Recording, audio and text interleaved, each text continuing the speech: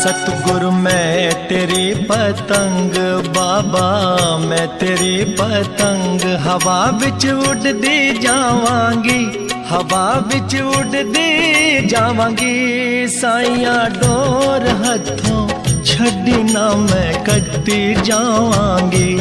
सतगुरु मैं तेरी पतंग बाबा, मैं तेरी पतंग।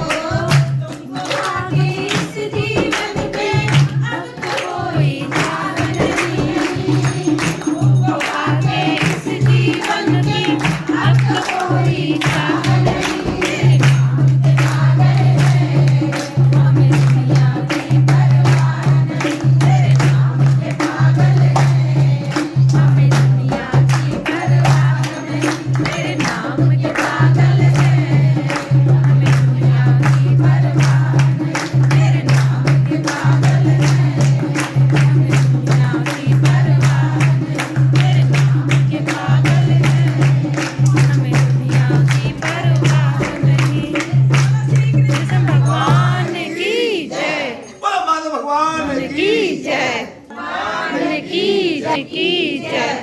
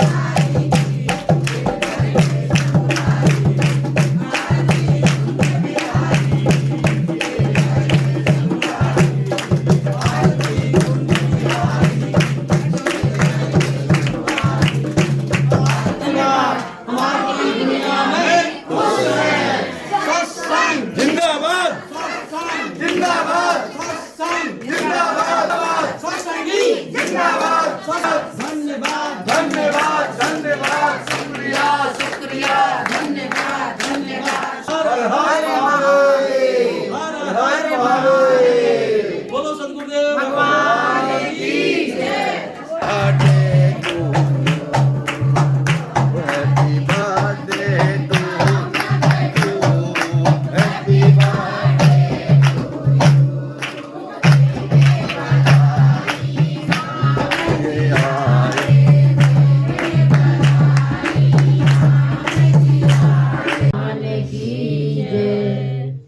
मम्मी भगवान की जय। प्राकृतिक भगवान की जय।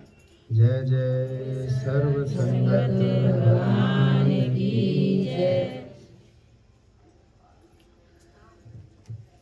जब मनुष्य किसी भी भक्ति के मार्ग पर चलता है,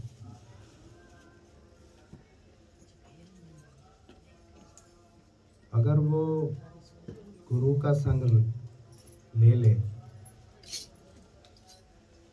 तो वो रास्ता उसके लिए सरल हो सकता है, लेकिन आसान नहीं हो सकता। क्योंकि जैसे जैसे शरीर बड़ा होता है, संसार की, गृहस्थी की, समाज की जिम्मेदारियां उस पर आनी शुरू हो जाती हैं और उसकी भावनाएं और विचार भी प्रबल होने शुरू हो जाती हैं। उसकी कुछ अपनी इच्छाएं भी होती हैं जिसके वशीभूत होकर वो अपने जीवन को चलाता है। तरह तरह की इच्छाएं आती हैं, तरह तरह के ख्याल आते हैं, क्योंकि उसे इतना बोध तो होता नहीं है कि मैं आत्मा हूँ, ये शरीर नहीं हूँ। क्योंकि वो धीरे धीरे अपने को ये शरीर ही मान लेता है और इसी की जरूरत, इसी के ख्याल, इसी के प्रति स्नेह वो यही समझता है। उम्र के हिसाब से समाज में भी उसे कुछ जिम्मेदारियां, जानकारियां देते हैं कि भाई पढ़ाई कर लो, शादी करो, घर बनाओ, गृहस्थी बनाओ, और बहुत ज़्यादा समय वो इसी ही समाज में रहता है। इसी तरह के सोच, दृष्टिकोण बढ़ते रहते हैं। शादी में क्या करना होता है, कोई मरता है तो क्या करना होता है, घर बनाना है तो क्या करना है, पढ़ाई करनी है तो क्या करना। उम्र के हिसाब से उसे बताने वाले बहुत होते हैं। वृद्धावस्था में भी उसको बहुत बताएंगे, बचपन में खेल बताएंगे, जवानी में कमाई बताएंगे, वृद्धावस्था में दवाई बताएंगे, लेकिन एक भक्ति का जो कार्य है वो नहीं बताता। रीति रिवाज बता सकते हैं। उसके अनुसार मंदिर, मस्जिद, चर्च, गुरुद्वारे चले जाओ, कुछ दिन रखे हुए उन्हें मान लो, लेकिन इतना नहीं बताते जितना और संसार की बातें बताते हैं। उनको करने के लिए बताते हैं। सब पूछते हैं छोटेपन में कहाँ पढ़ते हो, कितनी क्लास में पढ़ते हो, कितना कमाते हो भाई, थोड़े बड़े हो जाते हैं, जवान हो जाते हैं, कहाँ नौकरी करते हो, क्या व्यापार करते हो, कुंवारे हो, शादीशुदा हो, क्या हो। लेकिन क्या इसी काम के लिए था इंसान? क्या इससे ना शांति मिल रही है, ना सुख मिल रहा है, ना आनंद मिलता है, ना खुशी मिलती है, ना जीवन का उद्देश्य पूरा हो रहा है, ना लक्ष्य पूरा हो रहा है। कि आए थे जगत में किस लिए?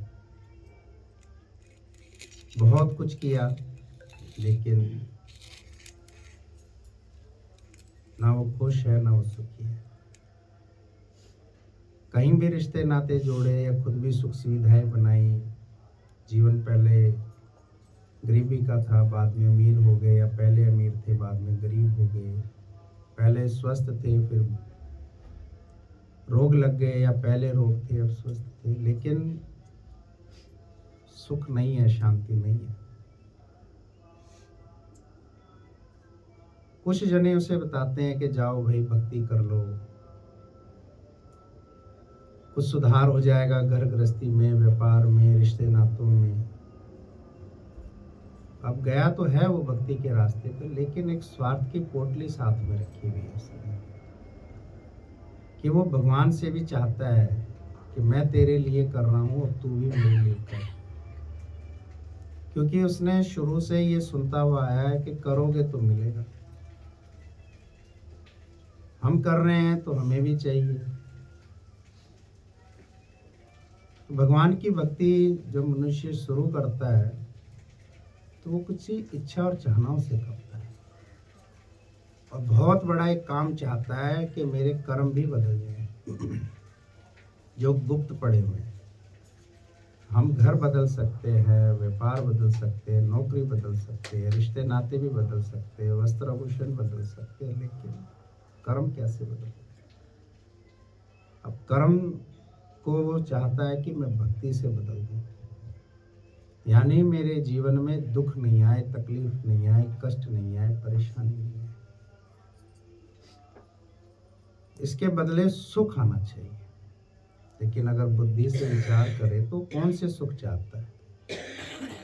यही घर गृहस्थी, बालक बच्चे, रिश्ते नाते, भाई बंधु, धन दौलत, नौकरी, व्यवसाय, स्वस्थ, ये श्रेणी उसने सुखों की बनाई हुई और एक श्रेणी दुखों की बनाई हुई। लेकिन जब भक्ति करता है तो वो सोचता है कि बस ये सुख जो आ रहे हैं इसका मतलब भगवान है, और मैं भक्ति कर रहा हूं तो मुझे मिल रहा है। अब भक्ति कर रहा हूं और ये सुख नहीं आ रहे हैं, इसके विपरीत कुछ और आ रहा है, तो धीरे धीरे मन ऊबने भी लगता है, उदास होने लगता है, क्योंकि वो कुछ सोच कर गया था, कुछ इच्छा करके गया। अब वो इतनी बड़ी चीज बदलवाना चाहता है। कर्म बदलने का मतलब पूरी प्रकृति की प्रणाली बदल जानी, पूरी रूपरेखा बदल जानी, अपनी इच्छा और चाहनाएं रखना। आज हमारे शरीर की जो रूपरेखा है ये क्या हमारे हिसाब से है? क्या हमने बुद्धि लगाई थी? कहाँ नाक कान मुंह होने चाहिए, कहाँ हाथ पैर होने चाहिए, कितने दांत होने चाहिए, कितने नस नाड़ियाँ होनी चाहिए, स्त्री कैसी होनी चाहिए तो पुरुष कैसा होना चाहिए, ये सब किसने बनाया? इसकी रूपरेखा किसने? कौन जन्म दे रहा है, कौन खिला रहा है, कौन चला रहा है? क्या कभी सोचा था कि सूर्य की आवश्यकता है, नदियों की है, प्रकृति की है, पेड़ों की है? वो फिर वही भौतिकता की तरफ। अब भौतिकता की तरफ वो इतनी जल्दी अपने आप को उस गहराई तक लेके चले जाता है, अपने आप को इतनी जल्दी सीख कैसे जाता है? जन्मों जन्मों से मनुष्य यही करता है, इसलिए वो ये रिश्ते नाते, भाई बंधु बहुत जल्दी पकड़ता है। काम क्रोध लोभ मोह अहंकार को बहुत जल्दी पकड़ता है, धन दौलत को बहुत जल्दी पकड़ता है, लेकिन उतनी जल्दी वो अपने उद्धार कल्याण के मार्ग को नहीं पकड़ता, उद्देश्य नहीं समझ पाता है। किस लिए जन्म ले रहे हो भाई? दुख क्या है, सुख क्या है, लाभ क्या है, हानि क्या है, जन्म क्या है, मृत्यु क्या है? संसार की दृष्टि अलग है। जैसे बालक की दृष्टि में उसकी दुनिया अलग है, एक किशोर तरुण अवस्था वाले व्यक्ति की सोच की दुनिया अलग है। उसी घर में एक वृद्ध है, उसकी दुनिया अलग है। वैसे संसार में फर्क नहीं है, विचार से फर्क है, इसलिए अनेकों अनेकों सृष्टि है। जैसी दृष्टि वैसी सृष्टि है। लेकिन वास्तविकता में अगर भक्ति को समझा जाए तो ये है निस्वार्थ का कार्य, बलिदान और त्याग का कार्य। यह है अपने आप को पूरी तरह समर्पित कर देने का कार्य। जहाँ कुछ नहीं चाहिए, कोई इच्छा चाहना। लेकिन इस भावना को आने में, इस विचारधारा को आने में जन्मों जन्म लग जाते हैं। पूरी तरह से एक संसार की बातों को भी कहाँ समझ पाता है इंसान। माँ बाप की क्या सारी बात समझ ली उसने? जितना माता पिता बच्चे को समझाते हैं, क्या वो उतना समझ गया? बहुत कम उसमें समझता है। कुछ बाहर की बातों को समझता है, कुछ अपने अनुभव की बातों को भी समझता है, अपनी पढ़ाई लिखाई को भी समझता है। उसकी भी अपनी मन बुद्धि इंद्रियां, अपनी अवस्था है, उस हिसाब से समझता है। लेकिन अगर वो इस भक्ति को समझ जाए तो उसका उद्धार हो सकता है। बीज का उद्धार धरती माता की शरण में है। इसी प्रकार मनुष्य का उद्धार इन वचनों में, शास्त्रों में, वाणियों में, भगवान की शरण में है, साथ संगत में। इस विचार को आते आते बहुत समय लग जाता है। अगर ये विचार आ जाए अंदर में तो उद्धार निश्चिंत है और हमारे सामने स्पष्ट हो जाएगा कि वास्तविक सुख क्या है और वास्तविक दुख क्या है। बालक का दुख क्या सत्य है? बालक का दुख सत्य नहीं है। उम्र की उसकी अवस्था है। वो एक खिलौने के लिए रो रहा है और मिल रहा है तो हंस रहा है, जा रहा है तो। वहीं उसी घर में एक तरुण अवस्था, किशोर अवस्था, युवा अवस्था, नौजवान जो है वो कुछ और चीजों से देखिए आप, वो कभी खुश हो रहा है, कभी दुखी हो रहा है। लेकिन उसी घर में जो एक अनुभवी व्यक्ति बैठा हुआ है, उसको अनुभव हो रहा है कि वास्तव में जो बालक कर रहा है छोटा, ना वो सुख है ना दुख है, वो शांत है। और जो एक युवा अवस्था वाला भी कर रहा है तो भी वो शांत, क्योंकि उसको अनुभव हो गया है। एक जिंदगी का सफर जीते जीते वो आया, 60, 65, 70 वर्ष उसको हो गए। उसे इतना ज्ञान हो गया है कि वास्तव में सुख क्या है और दुख क्या है, इसलिए वो बैठा हुआ है। लेकिन कहीं ना कहीं वो भी दुखी है। उसने भी एक सुख पकड़ा हुआ है और एक दुख पकड़ा, एक मान पकड़ा हुआ है, एक अपमान पकड़ा हुआ है, एक फर्ज कर्तव्य पकड़ा हुआ है। उसने भी बहुत कुछ पकड़ा हुआ है। पूर्ण तरह से वो भी नहीं समझ पा रहा है कि आखिर दुख सुख, लाभ हानि, ये सब है क्या। इसलिए कहते हैं कि पूर्ण गुरु का सुन उपदेश तो पार ब्रह्म निकट कर। बहुत संसार की बातें, ख्याल, विचार बहुत सुनता है। कितना समय वो न्यूज़पेपर को देगा और प्रोग्राम जो चलते हैं टीवी में उनमें देगा, रोड रास्तों पे देगा, संसार की बात ख्यालों में देगा, ब्याह शादियों में, मरण जन्म में देगा, आई जाई दुनियादारियों में देगा। आप देखो कहीं मृत्यु हो जाती है तो 15-15 दिन, 20-20 दिन बहुत गहराई से इंसान उसको पकड़ता है। तो वो इतनी इंद्रियों में वो विचार सब बैठ जाता है कि अगर दोबारा कोई ऐसी घटनाएं, दुर्घटनाएं होती हैं तो इसी चीज़ को फॉलो किया जाए। वहीं कुछ वृद्ध व्यक्ति होते हैं जो अनुभवी होते हैं, वो आगे आगे उनका मार्गदर्शन करते हैं कि आप ऐसा ऐसा ऐसा ऐसा करिए, और वो वैसा वैसा ही करते हैं।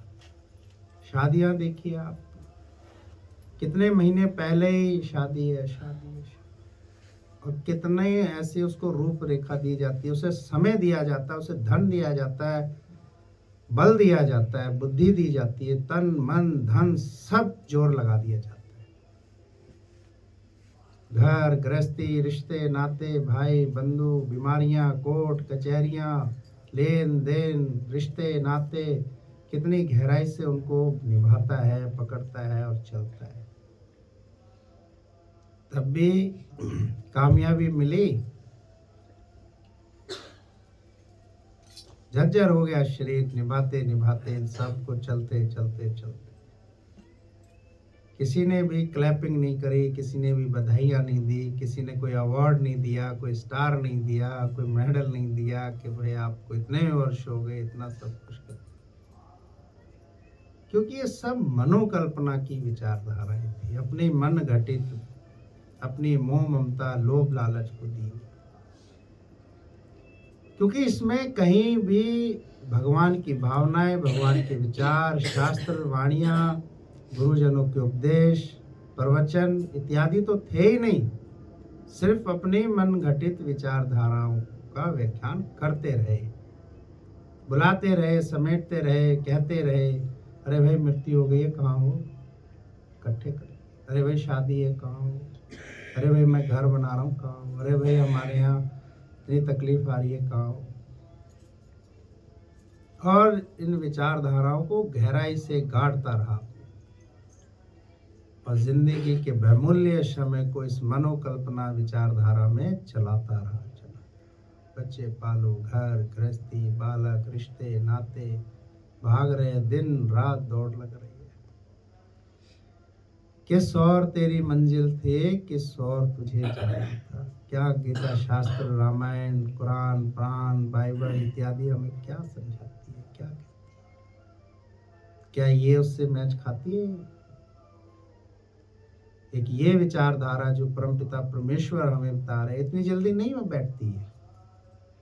इसका 1% भी आ जाए तो अहोभाग्य है, लेकिन संसार का 100% आता है, क्योंकि मन बुद्धि इंद्रियों को वहीं पूरी ध्यान से लगाया जाता है।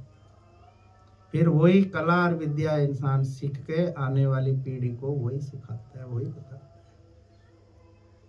उन्हीं चीजों में चलाता है कि यही संसार है, यही रीति रिवाज है, यही सब कुछ है, इसे ही करना है, यही सब कुछ है, इससे ही सुखी होंगे, यही हमारे सहारे बनेंगे, इनसे हमारा भला होगा और उद्धार होगा। दुखिया सब सब सब सब सब दुखी दुखी दिखते हैं, क्योंकि उन्होंने एक दुख बना रखा है और एक सुख बना रखा है। वहीं पर एक संत साधु महात्माओं का भी दृष्टिकोण और एक सोच विचार है, चाहे भले ही उनका शरीर स्त्री का रहे, भले ही उनका शरीर पुरुष का रहे, किसी भी उम्र के रहे, किसी भी जाति के रहे, कहीं भी रहे, उनका जो दृष्टिकोण है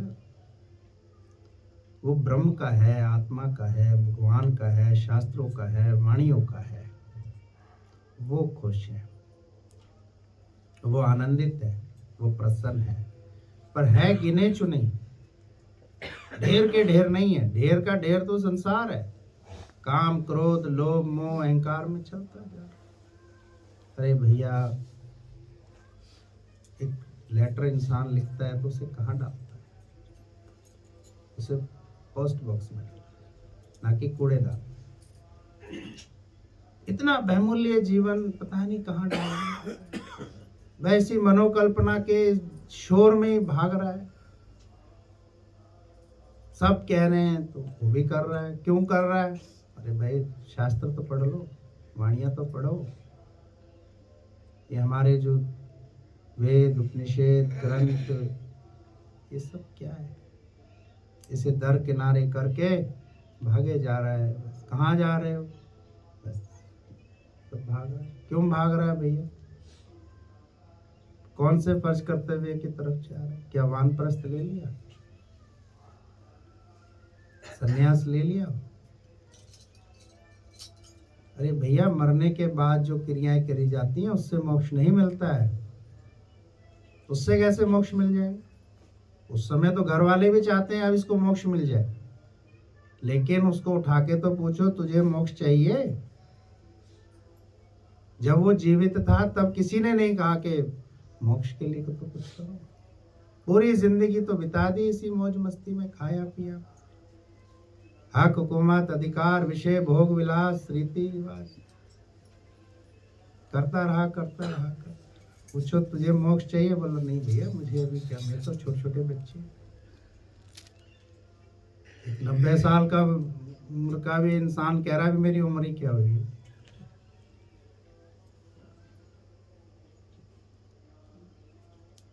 और बाद में देखो, सब धर्मों में मोक्ष के लिए ही रिवाज किया जा रहा है। मोक्ष के लिए करते हैं, चाहे हवन करें, चाहे अरदास करें, चाहे नमाज करें, चाहे प्रेयर करें, पूर्ण रीति रिवाज से करा जाता है। लेकिन क्या उसको इस क्रियाओं से मोक्ष मिलता है? उसका अर्थ ये नहीं कि ये गलत है, बुरे है, नहीं करने चाहिए, लेकिन भैया ये अधूरे हैं। पूर्ण तब होते जब वो स्वयं इसमें सम्मिलित हो जाए, जीते जी। पर जीते जी तो वो कहीं और सम्मिलित था, लगा हुआ था इसी जगत के सब कार्य करने में। इसकी एक अवधि रखी गई थी, वो अवधि को भी पार करके अभी तक चल रहा है। शरीर ने अपनी उम्र रखी हुई है, नहीं रहती जवानी, देख लो आप, नहीं रहा बचपना, भूल गया ये खेलते खेलते। जवानी आई, सोता रहा, देखो पता ही नहीं चला कब ये दर्द की खान बन गया। आज ये दर्द ठीक करो तो दूसरी जगह से एक दर्द फिर फूटता है। ये तो अपनी उम्र से जा रहा है धीरे धीरे। हम सोचते हैं कि ये नहीं जा रहा, ये तो जा रहा है, लेकिन हम कहाँ जा रहे हैं ये नहीं सोचा। बना के अपने सुख दुख की एक श्रृंखला, एक श्रेणी, बस उसी में ही फंसा हुआ है कि ये सुख है, भगवान ये सुख दे रहा है तो इसका मतलब है, और ये नहीं दे रहा है, दुख आ रहा है तो इसका मतलब भगवान नहीं है। ये हमारी सोच, हमारी विचारधारा है। अगर हम भगवान की वाणी, प्रवचन सब सुने तो समझ में आएगा वास्तविक सुख तो यहाँ पर भक्ति है, ये था असली सुख। लेकिन इसको नहीं समझ के अनित्य क्षीण भंगुर की तरफ जाता जा रहा है। सोचता है ये सुख है, ये उपलब्धियां हैं, ये सब सामान है, ये सब चीजें हैं, ये सब कर रहा हूं तो मैं सुखी हो जाऊं। नहीं हो सकता। सुखी जगत में वही है जो सतगुरु नाम बता रहे हैं, और वहीं दुख बना रखा है। मृत्यु को दुख बना रखा है, दुर्घटनाओं को दुख बना रखा है, हालत परिस्थितियों को उसने दुख बना रखा है, बीमारियों को उसने दुख बना रखा है। उसी का ही प्रचार करता रहे, उसी के लिए बोलता रहे। धन की हानि को उसने दुख बना रखा है, रिश्ते नातों के बिछड़ने को उसने दुख बना रखा है, वृद्धावस्था को उसने दुख बना रखा है। ये दुख नहीं है। ये वास्तविक दुख क्या है? ये तो हमारे मनोधर्म, मनोकल्पना के है, हमारी उम्र की अवस्थाओं के हैं। लेकिन वास्तविक दुख यही है मनुष्य का कि वो बार बार इस धरती पर जन्म ले, बार बार जन्म ले रहा है, बार बार गर्भ में आ रहा है, बार बार फंस रहा है वो जीव जंतुओं में। ये वास्तविक दुख है जो शास्त्रों से पता चला है। कहीं नहीं लिखा शास्त्रों में जो हम इंसानों ने दुख बना रखे हैं। ये हमारे मनोकल्पना के बनाए, हमारे मोह ममता लोभ लालच के दुख, हमारे अहंकार के दुख हैं। ये हमारे सुख स्वार्थ और इच्छाओं के दुख हैं। ये भगवान के दुख नहीं है।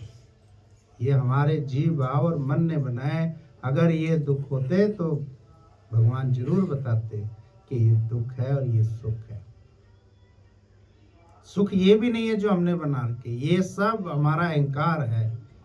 घर, मकान, दुकान, जमीन, जायदाद, प्रॉपर्टियां, पढ़ाई लिखाई, ब्याह, शादियां, धन दौलत, कपड़ा लत्ता, ये सब हमारा सुख नहीं है। ये जिसको सुख का बटोरता जा रहा है, बटोरता।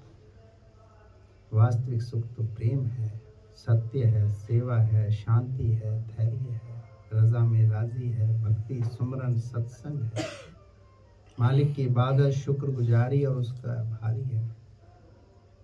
जिस किसी भी इंसान में ये गुण है वो सुखी है भैया। और जिसने अपने जीवन में जीते जी मोक्ष के लिए अभ्यास किया है वो ही मुक्त होएगा, सच्चा सुख वो पाएगा। ये कैसी प्रक्रिया है कि मरण उपरांत इसको मोक्ष मिल जाए? नहीं मिल सकता। कैसे मिल जाए?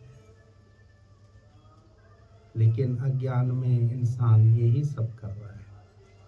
जीते जी मोह बंधन ऐसे जकड़ के रखता है कि उसे नहीं छोड़ना चाहता,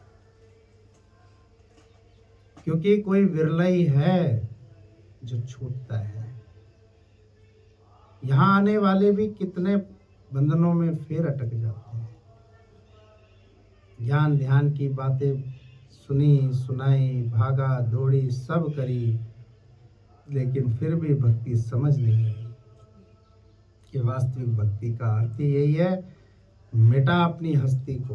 अरे कुछ भी नहीं है यहाँ पर, कुछ भी नहीं है सिवाय भगवान के। कितना सुंदर वर्णन किया भगवान प्रभु श्री कृष्ण जी ने नंद बाबा के आगे। नंद बाबा रो रहे हैं, उनको दुख लग रहा है कि कान्हा उनसे बिछड़ रहा है, जा रहा है। भगवान मुस्कुरा के कह रहे हैं, बाबा यहाँ कोई किसी का नहीं है, तुम्हारे ऊपर मोह का पर्दा पड़ा हुआ है, इसलिए तुम दुखी हो रहे हो कि मैं तुमसे बिछड़ रहा हूं। वास्तव में तो वो बाबा नंद भी मैं ही हूं, सब कुछ मैं ही हूं, सब में मैं ही समाया हुआ हूं। ये सब मेरी लीला चल रही है। जब तुम ये मोह का पर्दा हटा लोगे बाबा, तो तुम्हें समझ में आएगा ये सब प्रभु का खेल है। अब ये हम दूसरे को तो सुना देते हैं, जब किसी के हारी बीमारी दुख तकलीफ कष्ट परेशानियां आती हैं तो ये हम सुना तो देते, जब अपनी बारी आती है तो फिर फंस जाते हैं इसी में फंस जाते हैं। और सबसे पहला एक ही काम है जो मनुष्य छोड़ता है, वो है भक्ति। नहाना धोना खाना पीना कमाना सोना ये नहीं छोड़ेगा। अभी देखो मृत्यु हो जाए कितनी गहराई से वो हर काम को पकड़ेगा। कोई शादी हो तो कितनी गहराई से पकड़ेगा, कोई घर बनाना हो, कोई रिश्ते नाते हो, कहीं आना जाना हो, कोई कोर्ट कचहरी हो, लेकिन भक्ति को सिर्फ दिन तारीख रीति रिवाज और कुछ नियमों पे ही रख देगा बस। रिश्ते नातों को कितनी गहराई से निभाता है, चाहे वो पति पत्नी का हो, माँ बाप का हो, बालक का हो, बच्चे का हो, भाई बंधु का हो, बहुत गहराई से। लेकिन भक्ति को उतनी गहराई से नहीं पकड़ता है, इसलिए वो इस अनित्य संसार में दुख सुख के झमेले को पकड़ा हुआ है। एक बार ये मोह का पर्दा हट जाए, लोभ का, लालच का, काम क्रोध अहंकार का, तो उसको समझ में आएगा वास्तव में तो यहाँ कुछ भी नहीं हो रहा है भैया, सिर्फ प्रभु की लीला चल रही है। हम सब उसकी कठपुतलियां हैं। वो जब तक नचाता है हम नाचते रहते हैं, वो जब चाहे हमें हटा देता है। लेकिन हम हटना नहीं चाहते हैं, भगवान से जुड़ना नहीं चाहते। कहाँ चाहता है इंसान इस मोह ममता से हटना, कहाँ चाहता है भगवान से जुड़ना। वो फिर शर्त रखता है मुझे इतना चाहिए। चाह इच्छा और चिंता इंसान को फिर घेरती है। इसलिए जब मनुष्य भक्ति करे तो एक विचार जरूर रख लेना अंदर में, भगवान को सब कुछ चाहिए जो उसने दिया है, तब वो अपने आप को देगा। बदले में वो कहता है जो कुछ मैंने तुम्हें दिया है या तुम्हें तुम्हारे कर्मों से मिल रहा है, अपनी मनोबुद्धि मनोविचार से कुछ भी आप मान के बैठते हो, सब कुछ सौंप दो। पहले ही शर्त रखी गई अर्जुन के आगे कि हे अर्जुन, सब तरफ से ध्यान हटाकर सिर्फ और सिर्फ मुझ पे ध्यान लगा। ये आ कहाँ से गया भैया, तकलीफ था ही नहीं, ये था ही नहीं सुख, ये फर्ज कर्तव्य थे ही नहीं, फिर मानकर बैठ गया, फिर बंधनों में बंधा हुआ है, जकड़ा हुआ है। मरण उपरांत जो कुछ भी क्रियाएं की जाएंगी उसका तनक मात्र भी हमें कुछ नहीं मिलेगा। जैसे सोए हुए इंसान को कोई खिला नहीं सकता, मरे हुए इंसान को मोक्ष कैसे दिला सकता है कोई, ये कैसे हो गया। लेकिन क्या करो, इंसान बड़ा हट्टी और जिद्दी है, वो इतनी भगवान की बात नहीं मानता। भगवान को तो मानेगा, शोर शराबा बहुत करेगा, लेकिन भगवान की बात को नहीं मानता, फिर अपनी मन की बात ही मानता है, फिर अपने फर्ज कर्तव्य को पकड़ देता। इसलिए जब भक्ति के रास्ते पे बढ़े तो ये मिथ्या जगत के अनित्य संसार के सुख दुख से हट जाओ, ये लोभ लालचों से हट जाओ, नहीं है ये वास्तविक लोभ। वास्तविक लोभ मैं बता रहा हूँ आपको क्या है। वास्तविक लोभ यही है, भगवान मिल जाए, बस ये लोभ रखो। ये मिल जाए, ये तो फिर हट छूट रहा है। ये तो किसका नहीं छूट रहा? किसके शरीर पे हमेशा जवानी रहेगी बताओ? है कोई जिसके शरीर पे हमेशा जवानी टिक? किसकी जेब में हमेशा पैसा रहेगा? किसकी हुकूमत रहेगी यहाँ? किसी की नहीं रहेगी। लेकिन एक रहती है यहाँ पर जो हमेशा रहती है, जिसका नाम भक्ति है।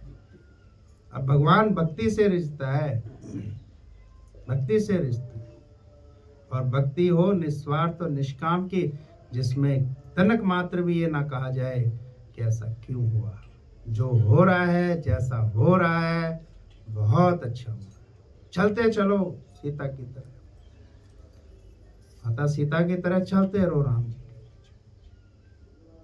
लक्ष्मण की तरह चलते रहो, भरत की तरह भक्ति में गुम हो जाओ। कोई सोच विचार नहीं करो।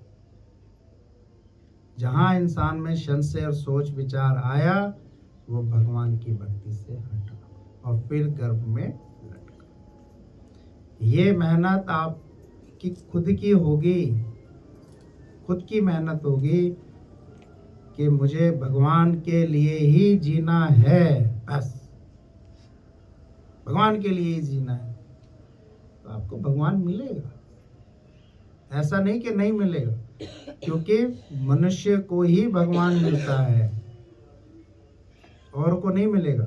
ऐसे तो ये पेड़ पौधे और ना जाने कितनी चीजें यहाँ बरसों बरसों तक रहती हैं, लेकिन भगवान की प्राप्ति सिर्फ मनुष्य करता है। क्यों?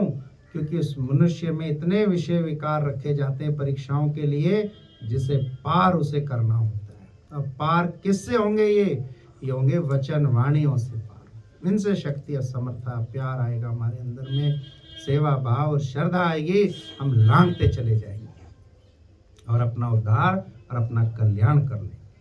इसका फायदा समाज को भी होगा, ग्रस्त को भी होगा, उन्हें भी शांति मिलेगी, उन्हें भी खुशी मिलेगी, उन्हें भी प्यार मिलेगा, उनके ऊपर भी भगवान की रहमत और कृपा बरसती है। जब घर में कोई पौधा लगाया जाता है, फूल का, माता तुलसी का और किस चीज़ का, तो उसकी खुशबू, छाया, फल फूल उनको भी तो मिलता है। तो इसी प्रकार जब किसी घर गृहस्थी समाज और देश से कोई आत्मा भगवान के लिए जीना मरना खाना पीना सोना उठना बैठना कमाना सब कुछ भगवान के लिए जब वो आत्मा करती है, तो उस घर गृहस्थी और समाज और देश का भी नाम ऊंचा। शुक्रिया।